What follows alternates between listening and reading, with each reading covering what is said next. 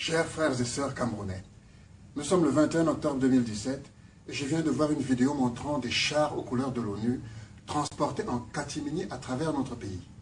Je dis en catimini car il ne me souvient aucune résolution des Nations Unies en ce sens.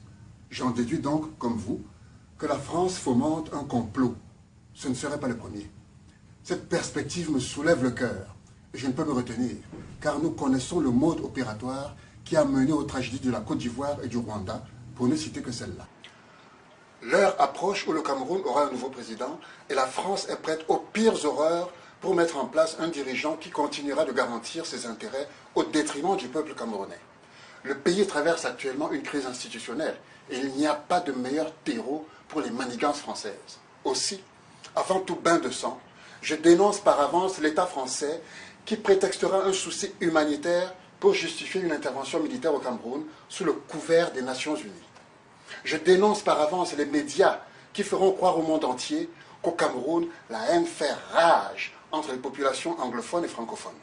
Je dénonce par avance la France qui, à n'en pas douter, corrompra des éléments ici et là pour semer des troubles dans des manifestations pacifiques, de sorte que les médias occidentaux se procurent des images sensationnelles.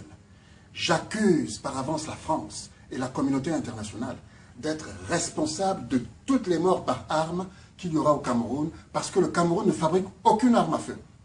Je dénonce par avance l'État français qui armera à tour de rôle un camp camerounais contre un autre. J'implore mes frères camerounais de refuser de pointer ces armes contre leurs compatriotes, quel que soit le cas de figure ou les ordres. La France appelle de ses voeux un tel chaos afin d'intervenir héroïquement pour soi-disant sauver des vies. Je parie que son invasion militaire portera un joli nom du genre Opération Rossignol et précédera une mascarade d'élection présidentielle. Et je dénonce par avance et avec mépris le traître qui acceptera d'être placé à la tête du Cameroun à condition de garantir les intérêts français au détriment du peuple camerounais. Chers frères et sœurs, par avance crions non à cette communauté internationale et à la France qui feront avaler au monde entier qu'elle se soucie du sort des Camerounais. Hurlons par avance dans leurs oreilles que nous n'y croirons pas. Les Rohingyas souffrent de persécutions en Birmanie. Les Bengalais souffrent des inondations liées à la mousson. Les populations indigènes et afro-colombiennes sont sans perspective en Colombie. Une crise alimentaire terrasse le Yémen, une autre sévit au Tadjikistan, et la France et la communauté internationale se soucieraient du sort des Camerounais. Notre pays compte plus de 230 langues et autant d'ethnies, pour schématiser.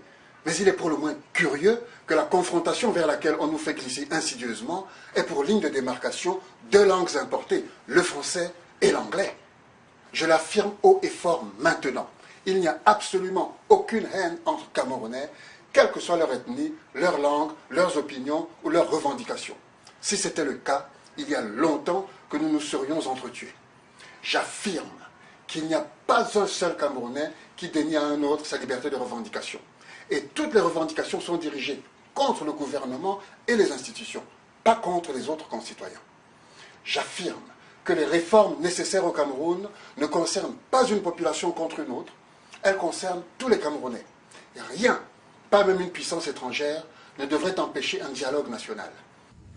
Quand bien même une partie de la population voudrait se détacher du reste, ou que le Cameroun déciderait de se diviser en 2, en 3 ou en 10, cela ne justifierait en rien que le gouvernement français et son armée, sous le couvert des Nations Unies, viennent arbitrer quoi que ce soit dans cette affaire. Nous sommes libres dans notre pays d'avoir des opinions divergentes. Cela ne fait pas de nous des ennemis qui auraient besoin d'une force d'interposition pour régler ces problèmes. Mais si la France et la communauté internationale brûlent de s'immiscer militairement dans une histoire d'indépendance, qu'elle envahisse d'abord Barcelone. C'est moins loin de Paris. Mes chers frères et sœurs, pour massivement dire non à la manipulation française et pour nous tenir prêts à manifester ce refus dans le monde entier, je vous invite à partager ce message non seulement avec les compatriotes, mais également avec tous nos frères d'Afrique. Nous avons besoin de leur soutien et nous leur devons le nôtre, chaque fois que nécessaire, contre l'impérialisme. Que le ciel soit avec nous. Je suis Mouna Djambos et le Cameroun est dans mon cœur.